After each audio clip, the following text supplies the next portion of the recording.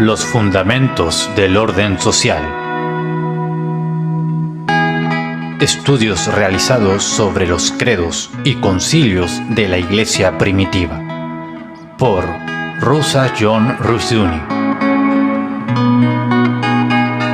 Este libro fue traducido por William García. Narrado por José Sáez. Prólogo.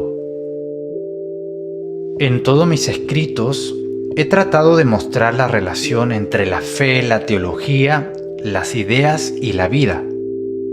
En 4 de mis libros, mi preocupación ha sido la relación entre la fe y la historia. En Los fundamentos del orden social, 1968, me ocupo de los credos y concilios de la Iglesia primitiva, cómo estos reformaron a los hombres y a las naciones y su importancia para nuestro tiempo. En El uno y los muchos de 1971, mi objetivo fue la conexión inseparable de la doctrina de la Trinidad con el problema de la unidad y la pluralidad. Por supuesto, esto fue escrito a partir de los presupuestos de Cornelius Van Til en la filosofía de la religión. Anteriormente, en esta República Independiente de 1964 y en la naturaleza del sistema americano de 1965, yo había aplicado estas ideas a la historia de los Estados Unidos. En este último trabajo, la sección La religión de la humanidad, me ocupé del presente gran enemigo del cristianismo. La pérdida de una teología sana en la Iglesia ha llevado a la decadencia de la fe y de la vida cristiana. La era moderna ha sido testigo de la creciente irrelevancia de la fe y de la doctrina cristiana para con el mundo en general. La presencia de esta relevancia es muy real, pero su influencia es cada vez más débil y de menor importancia. La relación entre el reverendo Billy Graham y los presidentes americanos ilustra adecuadamente este hecho. Ahora, los credos y concilios de la Iglesia primitiva, al darle forma a las definiciones de las doctrinas, también fueron sentando junto con ellas las bases de la cristiandad. Harold Berman, en Derecho y Revolución, demostró cómo la doctrina de la expiación de Cristo reformó la ley y la sociedad y cómo el actual declive de esta doctrina está dando lugar a la muerte de la civilización occidental. En todos los ámbitos de la fe y de la doctrina, estudios como estos son necesarios. Haber retirado la doctrina y la teología de la vida ha sido uno de los grandes desastres en la vida de la Iglesia. Richard Webber vio claramente que las ideas tienen consecuencias. Haber retirado la fe bíblica de la vida, restringirla solo al salón de clase y limitar su relevancia al ámbito privado es uno de los grandes males de la Iglesia moderna. Los profetas bíblicos no habrían podido imaginar tal retirada, ya que Dios es totalmente Dios y Señor por sobre todas las cosas. Ninguna esfera de la vida o del pensamiento puede estar fuera de su imperio y de su autoridad. El cristianismo no puede ser reducido al nivel de una religión misteriosa pagana, a la que básicamente solo le concierne la vida después de la muerte y aquí en esta vida las cosas personales. Los fundamentos del orden social son, en efecto, en el aquí y ahora, pero también en la fe y la vida y en lo que creemos con respecto a las cosas finales.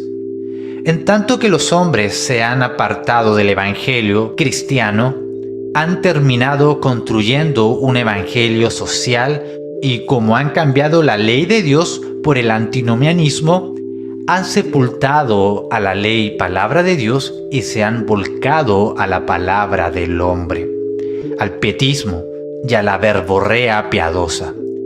La música de la iglesia ahora a menudo celebra los sentimientos del hombre en lugar de celebrar la Santísima Trinidad. Este es el camino a la decadencia y de la muerte y tiene que ceder. Las indicaciones actuales nos las dicen así: a la restauración de la soberanía de Dios, a la gracia y a la palabra no diluida. El fundamento del verdadero orden social solo puede ser en el Dios Trino y su verdad, y en la palabra escritural.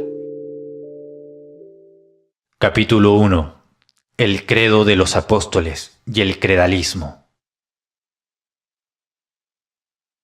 Se ha hecho popular en los últimos años que las iglesias profesan no tener un credo y que su membresía es abierta y viva.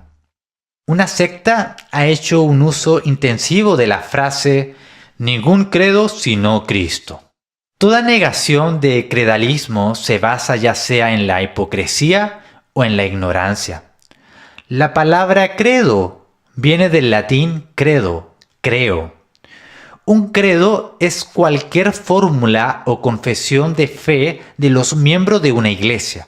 No hay iglesia que no requiere de alguna forma de asentimiento como condición de membresía, si no es más que un deseo de unirse a una iglesia en particular. Cada uno de esos asentimientos es implícitamente un credo.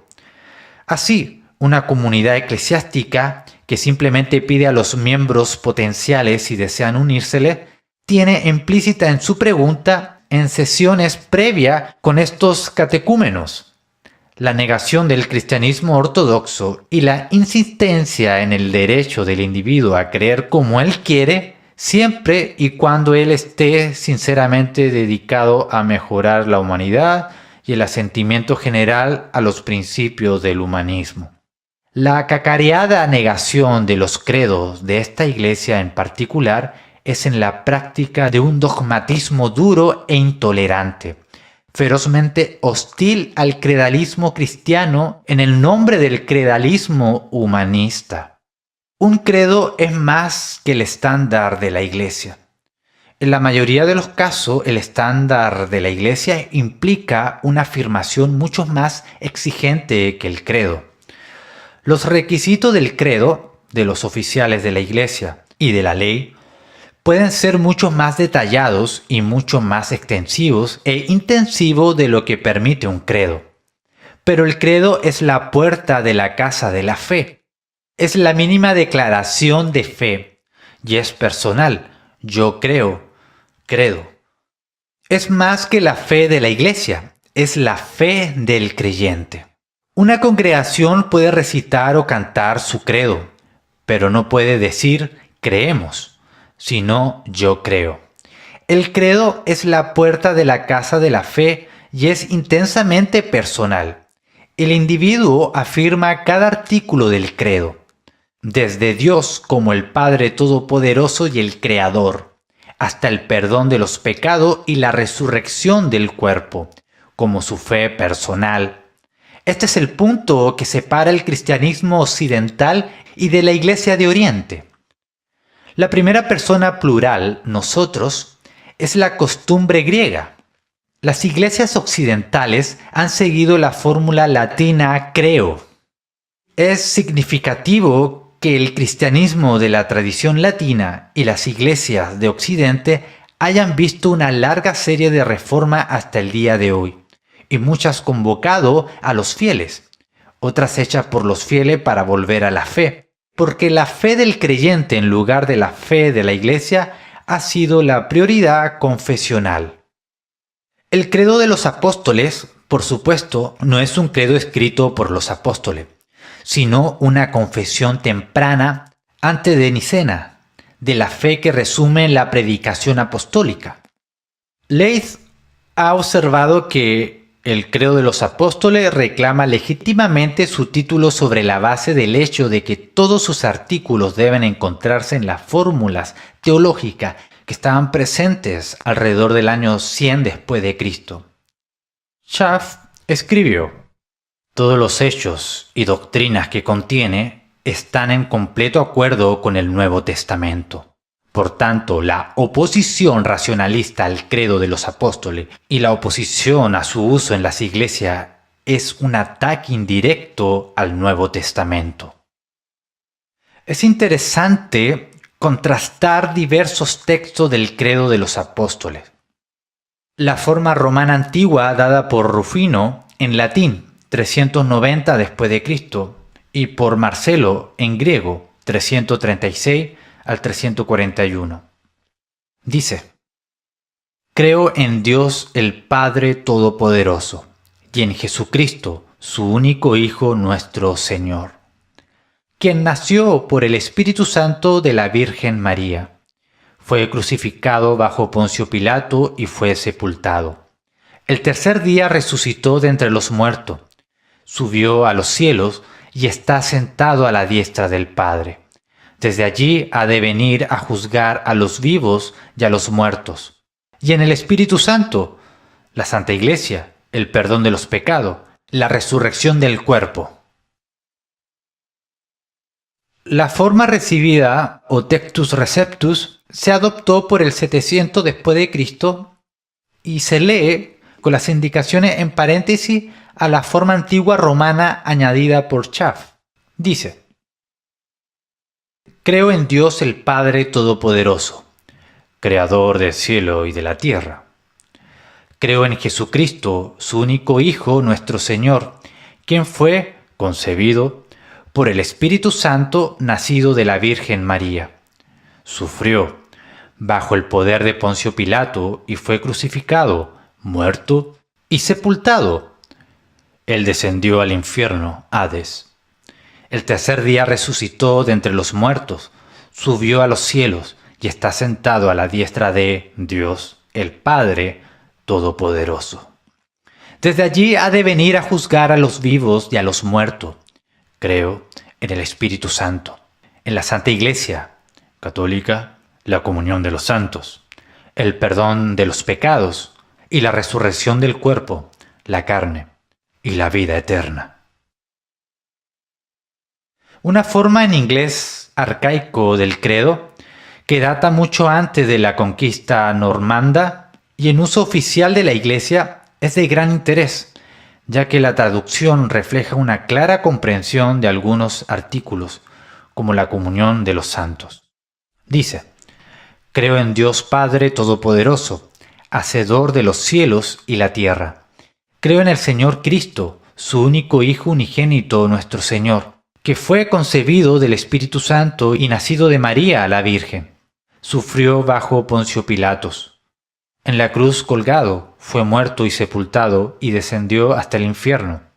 Y él se levantó de la muerte en el tercer día. Y él subió a los cielos y está sentado ahora a la diestra de Dios el Padre Todopoderoso. Desde allí ha de venir a juzgar a los vivos y muertos. Y creo en el Espíritu Santo, y en la congregación santa, y en la sociedad de los santos, y en el perdón de los pecados, y en el levantamiento de la carne, y en la vida eterna. El credo de los apóstoles es diferente a todas las demás creencias de otras religiones, ya sea humanista, budista, musulmana, hindú o de cualquier otra. La fe de todas las otras religiones se encuentra en un cuerpo de ideas o reclamos relativo a la realidad. Puede que sea la creencia en la ultimidad del hombre o la ultimidad de la nada, en el oficio de un hombre, Mahoma como profeta, o un dualismo o monismo final, pero en todo caso exige la creencia en ciertas ideas o reclamaciones. El credo de los apóstoles es radicalmente diferente. Se ofrece como una sinopsis de la historia, creada por Dios Padre Todopoderoso, que requiere la salvación por medio de Jesucristo, su Hijo unigénito, quien entró, vivió, murió y resucitó en la historia y ahora es el Señor y juez de la historia. Su santa congregación es operativa en la historia y que culmina con la resurrección general y la vida eterna. Por lo tanto, todo el credo es una declaración relativa a la historia. Nada entonces puede ser más ajeno a la religión y a la fe bíblica, que la separación dialéctica de la fe y de la historia. Contrastar el Jesús de la fe y el Jesús de la historia es hablar el lenguaje del paganismo, no del cristianismo. Afirmar la inspiración de la Biblia, pero negar su infalibilidad histórica, es renunciar a la Biblia cambiándola por el dialecticismo. El cristianismo bíblico es una declaración acerca de lo que Dios ha hecho en la historia, pero también deja claro que Él es el creador y el Dios trascendente, ontológico y trino, que no puede reducirse a la historia. Él es su creador.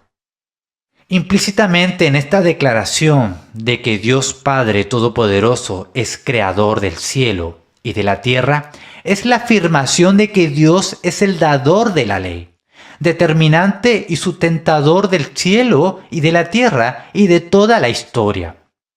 Él es su creador y por lo tanto le está totalmente sujeta a Él. Una afirmación de la doctrina de la creación es también una afirmación de las doctrinas de la soberanía y del decreto eterno de la predestinación. No solo una teología, sino una escatología o la doctrina de las últimas cosas, que renuncia a la historia o lo ve como una derrota, es infiel al cristianismo.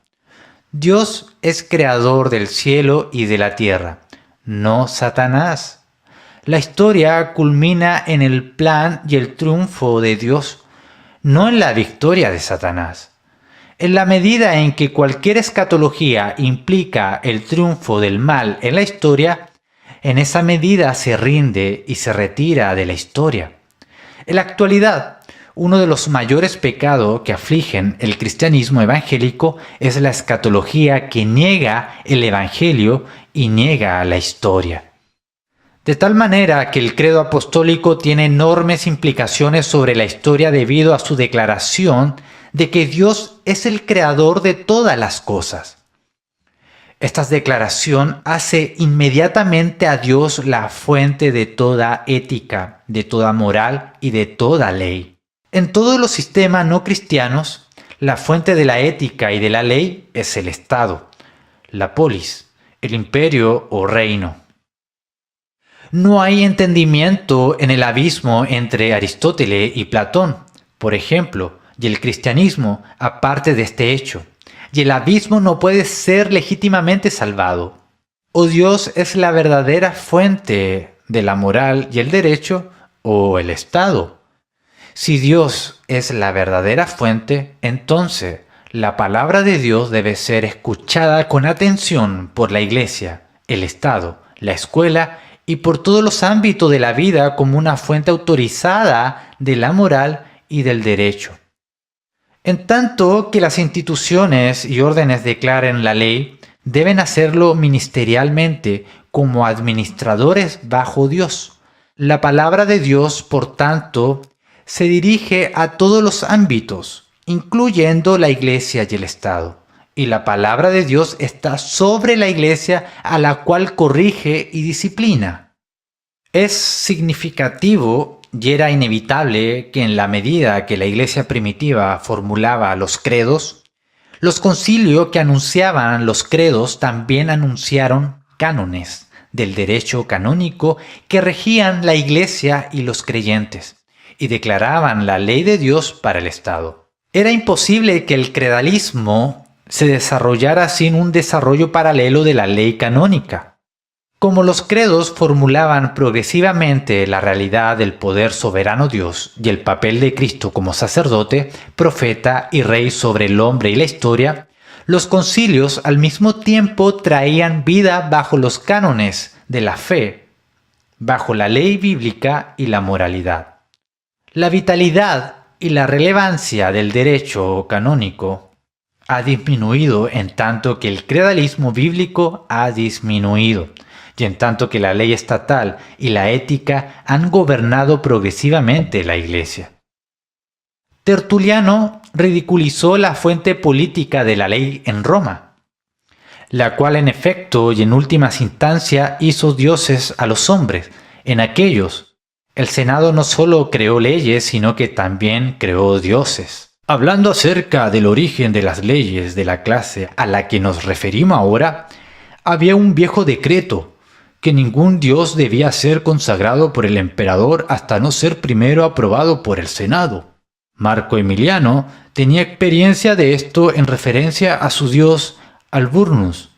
Y esto también demuestra nuestro caso, que la divinidad es asignada según el juicio de los seres humanos. A menos que los dioses satisfagan a los hombres, no habrá ninguna deificación para ellos. El Dios tendrá que propiciar el hombre. La verdadera ley se sostuvo. Vino del único Dios trino y sus afirmaciones son universales. Todos los hombres conocen la ley, porque en la creación fue inscrita en las tablas del corazón del hombre y por lo tanto todos los hombres son sujetos de derecho y se revelan en términos de la misma ley. Irineo declaró que los 10 mandamientos se limitaban a reiterar lo que la creación había implantado originalmente. Ellos, los judíos, por lo tanto tenían una ley, una corriente de disciplina y una profecía de las cosas futuras, pues Dios primero, de hecho, advirtiéndoles a través de preceptos naturales que desde el principio había implantado en la humanidad, es decir, por medio del Decálogo, que si alguien no cumple no tiene salvación, entonces no exigió nada más de ello. El cristianismo no solo formuló una ley canónica, sino que, en cuanto a la fe cristiana, se reformuló la ley civil. Como resultado de ello, como Percival ha señalado, el derecho canónico y el derecho civil, como Occidente lo sabe, tuvieron su origen aproximadamente en el mismo periodo. Debido a que Dios es el creador, Él es también el redentor. Las observaciones de Schaff aquí son especialmente pertinentes. En cuanto a la creación, Irineo y Tertuliano más firmemente rechazaron las opiniones gilozoísta, que la materia es animada y consciente, y demiúrgica del paganismo y del gnosticismo, y enseñaron según el libro de Génesis. De Dios hizo el mundo, incluyendo la materia. Por supuesto, Dios no lo creó de cualquier materia, sino de la nada, o para expresarlo positivamente, de su libre y todopoderosa voluntad, por su palabra.